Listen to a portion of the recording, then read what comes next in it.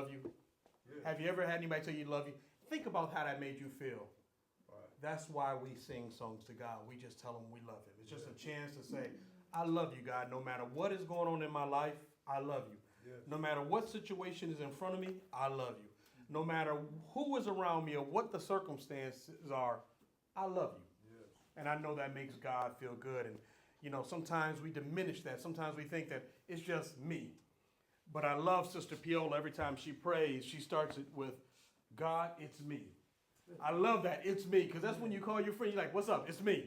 They should know your voice. I just love that when she starts to pray. She's like, God, it's me. Oh, I just love that. And God loves that too. First of all, I want to thank all of you guys that last week sent a text to Pastor Mark. He found it quite humorous. He said he needed that break. He wasn't feeling well, so there was some text about I was doing all kind of crazy stuff in the church. So I appreciate that. He was just giggling. So on the ride home, he called me and said, y'all out of church yet? I said, yes. He said, let me tell you about some of these texts. And I'm sure you had them send them. So thank you for your obedience. I appreciate that.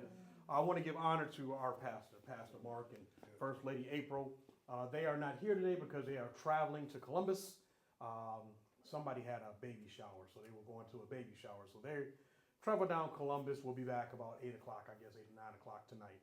So continue to pray for their traveling and their mercy. But I just want to give honor to him for being our pastor and giving me the opportunity to stand up here in front of you today. Amen. So hopefully the next report you give Pastor Mark is not that I was crazy, but that, he delivered a good word. You would be proud of him. I want to do him honor. I honor my wife, who is not here today. She has been, I think she took like 2 days off of work, went in a couple of days sick, but then she found out someone at her job, one of the doctors, was out all last week. She thought he was on vacation, but he had COVID. So she thinks she may have COVID because she has all those symptoms of someone with COVID. So she is staying away, not to make sure anybody here gets sick. So staying at home resting. But she is in good spirits, so she's not like totally out. She just doesn't feel right, if you understand what that is. So please continue to pray for her. Last week we went over in the book of Luke, chapter 8, verses 26 to 29. And think of this as Netflix. If you watch Netflix and you watch a series, they always have a recap. We're going to go through a little recap so you can kind of keep up and remind yourself that went on, because sometimes in 7 days a lot happens and you forget what happens in 7 days. So chapter 8, we talked about everyone has a reputation. People know where you've been. They know what you've done, and sometimes what you've even survived. But the question of Luke 8 is this: do they know what Jesus has done in your life? Jesus crossed a stormy sea and entered Gentile territory to reach one broken man. This was not a crowd miracle. This was a one-person rescue miracle. To understand the Bible, you must consider what happened immediately before and what happened immediately after the text to get a context of what was happening. Before the trip, Jesus' ministry was in full swing. He's healing people. He's doing all kind of things. They talk about Mary Magdalene, who was full of demons, and he touched her. Post-trip, it's all going on with him and Jairus and the woman with the hem of his garment, and then he sends out the 12. So we understand this was right at the time that Jesus was like most powerful, if you can say that. Not that his power was diminished at any point, but this was at the height of what was going on, because he was giving power to disciples. People were touching him. They were getting healed. He was casting out demons. Everything was going fantastic for them. And if you were one of those disciples, everything's going good for you. And then Jesus said, let's go to the other side. Yikes. The other side they knew was not full of Jews. It was full of Gentiles. It was a Greco-Roman area. So people would not be as friendly to them as they were where they were. Now, I did a little research and I found out the Sea of Galilee is a pretty small sea. And I compared it to Lake Erie. And it said the Sea of Galilee, you could take 150 Sea of Galilees and put it inside of Lake Erie. Wow. The Sea of Galilee was, if I'm not mistaken, it was 8 miles wide and 13 miles across. Lake Erie is 57 miles wide and 241 miles wide and 57 miles across. So the Sea of Galilee, just for them to get to the other side, was only 8 miles. With Lake Erie to get to Canada, you got 57 miles. And we know Lake Erie is the smallest of the Great Lakes. So the Sea of Galilee to me was more like, what, going down to Punderson or something? Little bitty sea, wasn't a great big old thing. But still, it was a point that the disciples were scared about what was happening. They got a little worried, they got a little concerned. We talked about the difference between being true, something being true, and something being the truth. We talked about sometimes you get a report from your doctor, and the doctor may say, we've seen some abnormalities in your blood cells, and you have cancer. Now, I don't want you to ever deny that. The doctor says, that's true, but doctor's not the truth. Right. You may be telling me it's true, but it's not the truth. Right. There may be a situation where you may be in a marriage and some counselor says, I don't see this marriage ever getting any better. Wow. Your marriage is over. That may be true, but that's not the truth. Okay. There may be a situation where you have a child where someone has told you your child would never get any better. Your child is just out there. You should just walk away from them or don't let them in your house because they are so bad and so evil. They'll never get any better. And that, my friend, may be true, but it's not the truth. Amen. See, I don't need things that are true. I need things that are the truth. Amen. We talk about, there's a very popular saying people go around and say, more than one thing can be true at the same time. I don't need many truths. I just need one truth. Then we talked about Exodus 4 and 2 when Moses was being told by God to go talk to the Pharaoh, and he said, how can I do that? I'm this, I'm that, I'm everything. And God simply answered back. He said, what is in your hand? And we talked about this church, Narrow Road Ministry, being what's in your hand.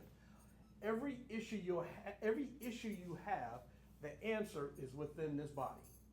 It's within your prayers, it's within your connections, it's within your fastings, it's within your celebrations. Everything you need is within these four walls. And I'm not saying this building, but I'm saying the people. The pastor, the first lady, the prayer warriors, the ones that worship, the ones that pray with you, the ones that visit with you in the hospital. Everything you need is within this wall. There's a purpose and there's a reason why you were called here. So I just want you to understand that. Let's get back to what we're going to talk about today. We're going to continue in Luke 8 and 26. And in 26 it says, then they sailed to the country of Gadarene, which is opposite Galilee. We talked about the Sea of Galilee and the size of it, and the guys were a little nervous about why we have to go to the other side. And then in 27, it says, and when he stepped out on the land, there he met a certain man from the city who had demons for a long time, and he wore no clothes, nor did he live in a house, but in the tombs. The possessed man wore no clothes and lived among tombs. Nakedness suggests shame and disorder, while tombs represented uncleanliness and death. Luke paints a picture of a life beyond human hope. The tombs, and when man was not merely homeless, he lived surrounded by death and isolations. The tombs symbolize hopelessness and exclusion. Luke paints a picture of a man who was alive physically, but socially and spiritually he was cut off. Life had become like death. The devil had him living in a cemetery while still breathing. We talked about, and this was point number 1, Jesus will cross over for one person. We realized that the disciples, they were scared about going to the other side. They were concerned about going to the other side. They didn't want to go to the other side. They couldn't understand why they were going to the other side. And Jesus was almost like a SEAL team. He said, we're going to go get this one down man. We got to go get him. And they were confused. They were bothered. Put yourself in that situation. We're going to the worst neighborhood you can think of, whether it be in Cleveland, Detroit, wherever you're from. Think of the worst neighborhood. And all of a sudden, Pastor Mark like, hey, let's go down there. It's 12 o'clock at night. Wow. We're going to roll down there. You might be a little nervous. You might be like, well, let me get my little something before I go. He's like, no, we're going to go now. We'll be cool. Right. On the way down there, some trouble happens. A car starts to break down. Things happen. It always amazes me that the disciples freaked out while on the boat because 7 of them were fishermen.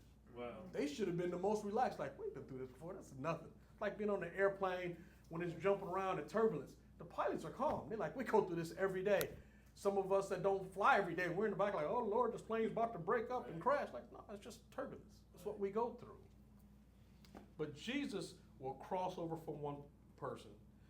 Never believe you are too far gone for Christ to reach you or someone that you love. Sometimes we are praying for storms to cease, not knowing that the storm may be the one thing to push someone to God.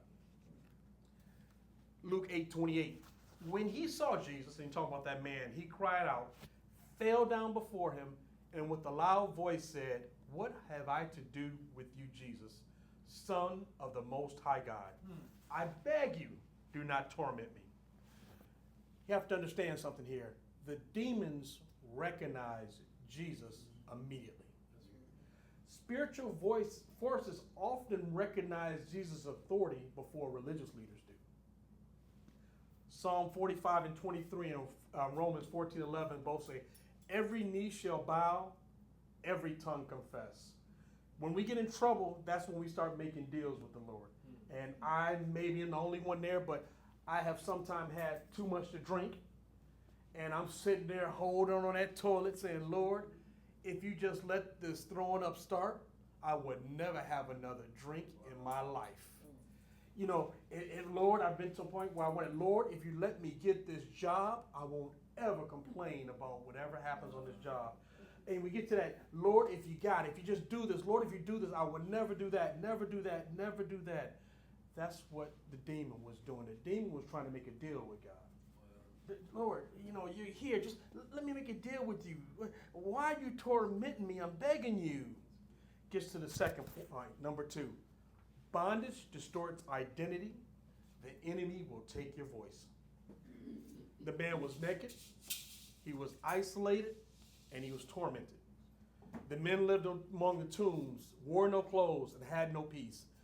Bondage has stripped him of dignity, family, and community. Addiction, bitterness, and shame often work the same way today. People lose themselves before they lose everything else. The devil wants you bound, isolated, and identified by your wounds. There was an old saying they used to say when I was growing up in church. They said, sin will take you farther than you want to go, keep you longer than you want to stay, and cost you more than you want to pay. That's right. And when you think about that, all of us have been in that situation time where we went further than we wanted to go, we had to stay longer than we wanted to stay, and it cost us more than we wanted to pay. Verse 29. For he had commanded the unclean spirit to come out of the man, for it often seized him, and he was kept under guard, bound with chains and shackles, and he broke the bonds and was driven by the demon into the wilderness. Human restraints had failed. Chains and guards could not solve a spiritual problem, reminding us that some bondage requires divine intervention. Amen. Point number 3. What chains cannot fix, Jesus can. The town tried chains. Society has methods but no cure. Human systems could restrain him but could not restore him. If you need an example of this, I refer you to the American penal system. I just got some statistics. I'm going to read them to you. 44% of people that are released from prison are rearrested within 1 year. 61% are arrested within 2 years. 68% are arrested within 3 years. 79% are arrested within 6 years. And 82% are arrested within 10 years. 39% of people return to prison within 5 years. So a lot of them are getting arrested, and 39, a little bit under 40%, are back in prison within 5 years. That tells me there's a system that we have that is not solving any problems. If you went to your job and 39% of the time you failed, you wouldn't keep your job too long. But we have a prison system where we're holding people with chains, with bars, and in the cells, and not doing anything to try to make them better. We're doing nothing to try to rehabilitate them people. We're just keeping them there for a certain amount of time, then we're letting them go because we know they'll come back. The recidivism is high, but it's a system because the enemy doesn't want you saved. He just wants you in bondage. And that's what was happening with that man. They had him chained up. They would put him in the tombs, but he kept escaping, and then he kept coming back. This was something that was happening over and over and over. Pastor of the church I used to go to in Maryland used to always say, the strength of a nation is judged by the power of the male population. The strength of a nation, if you show me the strength of the nation, I can show you the strength of the male population. So if you have powerful males in your population, your nation will be strong. As African American men and African American women, I can tell you that they are trying to kill the nation of African Americans by taking the strength of our population, our men, and locking them up. That's right. It's a revolving door. There's nothing happening to, once they go to prison, to stop them from going back to prison. If there's anything that you can do, is start praying for this. Start praying for people that have a passion to work with prison. Start praying for jobs that will open to people that have been in jail, been incarcerated. Start praying for people who want to work for them. I would like to see, as this ministry gets larger, that one day we have a prison ministry. Amen. To keep guys from making that mistake from going in again. Amen. We know that when those of color make mistakes, we sometimes don't get afforded that same opportunity for parole or for a lighter sentence. We sometimes get the maximum sentence. That's exactly what was happening in the late 90s and the 2000s with crack cocaine. Those that were offended with maybe $50 of crack cocaine would get 5-10 years in jail, and guys with pounds of powder would get probation because crack was different than the powder cocaine. I'm not sure, but that's what they say. It doesn't look like there's any difference to me. Verse 30, Jesus asked him, saying, "What is your name?" And he said, "Legion," because many demons had entered him. Jesus said, "What is your name?" And the answer came, "Legion." A Roman legion usually referred to 4,000 to 6,000 soldiers. Legion signifies many demons. The primary emphasis is on overwhelming opposition. The emphasis is not an exact demon count, but an overwhelming oppression. The man had become identified by his bondage rather than his God-given identity. People are identified as a liar, as a cheat, as a whore, as a crackhead, as a drunk, because what they're in bondage to, not who they are. They start calling you may have people in your neighborhood, you may say, "Oh, that dude, he a drunk, he old drunk, leave him alone." Or that dude, he's a thief, watch yourself around him. Or that woman, she sleep with anybody, stay away from her. But her name is Mary, his name is Joe, his name is Carl. They have not lost their identity, but we try to take it away because of what they've done. Bondage distorts identity, but Jesus restores identity. The enemy wants your identity. The enemy wants you identified by your wound, but Jesus restores your name. Verse 31, and they begged him that he would not command them to go out into the abyss. The demons begged not to enter the abyss, reflecting recognition of future judgment and Christ's sovereign authority. The demons recognize Jesus and tremble. Christ never negotiates from weakness. He speaks from authority, but they still begged him.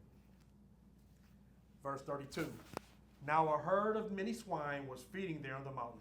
So they begged him that he would permit them to enter them. And he permitted them. Then the demons went out of the man and entered the swine, and the herd ran violently down the steep place into the lake and drowned. Jesus allowed the demons into pigs. The drowning herd dramatically displays evil's destructive nature and Christ's supremacy. Luke 8:32 references a herd of swine. According to Leviticus 11:7, pigs were ceremonially unclean to Jews. Their presence immediately signals Gentile territory in a non-Jewish setting. Luke intentionally stacks images of uncleanness: demons, tombs, pigs, and Gentile land. The point is not merely geography, but theology. Jesus rules even in the darkest and most unclean places. The drowning pigs reveal evil's destructive nature. Jesus did not create the destruction, the demons did. Why did Jesus allow the demons to escape to the pigs? Without visible evidence, people could question whether deliverance happened. But when the demons leave, the pig stampede and the herd dies, there is undeniable proof. The miracle became public and observable. Otherwise, critics may say he merely calmed down. It was psychological, nothing actually left. The pigs became evidence of transfer and deliverance. Verse 34, when those who fed them saw what had happened, they fled and told it in the city and in the country. 35, then they went out to see what had happened and came to Jesus and found the man from whom the demons had departed, sitting at the feet of Jesus, clothed and in his right mind, and they were afraid. 36, they also who had seen it told them by what means he had been demon-possessed was healed. Then the whole multitude of the surrounding region of Gadarenes asked him to depart from them, for they were seized with great fear, and he got into the boat and returned. The people feared Jesus and asked him to leave. Deliverance disrupted their economy and comfort. Sometimes people fear change more than bondage. People always ask, they want to be delivered, but what if this happens? Or what about that? They always want to know, well, what's going to happen if I'm delivered? What's going to happen if I start following Christ instead of just doing it? Number 4, fear can reject freedom. The crowd saw the man clothed and in his right mind, yet asked Jesus to leave. Why? Freedom disrupted their economy and their comfort. You got to think, if you were there and you knew this man, he was a guy in town doing all those crazy things, and all of a sudden he was normal and clothed, you'd have been like, I got to spend some time with this guy, Jesus. He is amazing, but instead they said, bro, we don't want no part of you. We are afraid of you. You have to leave. People often pray for change until change rearranges their budget and their schedule. Wow. Be careful not to reject what God is doing because it feels unfamiliar. Sometimes we need to get comfortable being uncomfortable. If you want to talk about somebody who is comfortable being uncomfortable, ask a woman that has more than one child. See, when you've had more than one child, when you've had that first child, you don't know what you're going to go through. You don't know all the pains, uncomfortableness, the horrible nights, all those things you have to go through. But then at the end, you have a child. But then you say, I want to have another one. That's when you get comfortable in being uncomfortable because you know what it's going to take again. Verse 38, now the man from whom the demons had departed begged him that he may be with him. But Jesus sent him away, saying, return to your own house and tell what great things God has done for you. And he went his way and proclaimed throughout the whole city what great things Jesus had done for him. The healed man desired to stay with Jesus, but Jesus commissioned him to return home and testify. This becomes one of the earliest Gentile missionary moments. And he went. I find it all interesting that in verse 29, the unclean spirit was told to leave the man for several verses. But we get, my name is Legion, please don't send me into the abyss, send me into the pigs. All statements made to distract and delay the clear direction of God. But when we get to verse 39, it reads, of perfect obedience, and he went. Obedience is doing what you're told to do, how you are told to do it. Number 5, freedom has a mission. Testimony is a part of discipleship. Pastor Derek? The man wanted to travel with Jesus. Instead, Jesus said, return home and tell what great things God has done for you. This is discipleship. Salvation is not merely escape from darkness, but assignment into purpose. The same streets that knew your pain ought to hear your praise. Somebody listening feels like this man. Maybe not demons possessed, but overwhelmed, isolated, and carrying wounds nobody understands. The good news is Jesus still crosses over for one person. He still restores minds, heals hearts, and gives new identity. Amen. Jesus intentionally crossed cultural and religious boundaries to reach one broken man. The tombs equaled death and exclusion. The pigs equaled uncleanliness, legion, massive oppression, Gentile territory, outsider mission, uncomfortable. Then Jesus enters all 4 realities, and the message is clear. Jesus had the 3 no's. No place is too dark, no bondage too strong, no person too far removed from Christ to reach. Saturday morning prayer a couple weeks ago, Minister Annette told us a story of her grandson that couldn't get on the flight. Said he had all his paperwork. They had to go through all his paperwork because he didn't have a license or something like that. And Minister Annette and Pastor Harold were already through, and Asia and Josiah was stuck at the gate trying to go through because he had to have his birth certificate and all these different identifications to be able to pass through. And it made me think of how it's going to be in the last days. There are those of us that have the real ID and have everything. And when the sky is broken, Christ will say, come on, I know you, come with me. Then other people will get there and say, well, I've got my birth certificate. I got this. I've got that. I've got that. Because they will have to go under the law. And we know it's impossible not to break the law. But they'll have all these different things. Well, my mama used to sing in a choir. Well, my uncle was a pastor. Well, I went to church a couple of times. Well, I thought I knew you, but then I wanted to do my own thing. And they'll be trying to have all these different IDs. And just like TSA, they'll say, you can't get them. You can't go. You can't go. You have to have that real ID. There will come a time when everyone in your family, your friends, your co-workers will have to have the right identification to go where you're going. It's up to you to let them know. The whole thing I want you to get from this is you have to share your story. It's important that everyone around you knows your story. None of us want to get to heaven and look around and the people that we love are not with us. We don't want to look around and our neighbors not with us, our cousins, our friends. People have to know why you are who you are. When they see a better you, they need to know why you are a better you if they knew the old you. If they didn't know the old you, you got to tell them, I used to be this person.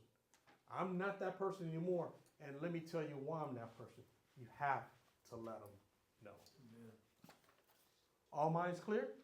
Amen. All right. Yes, sir. That's what I'm talking about. Let's sow some seeds so we can get out of here.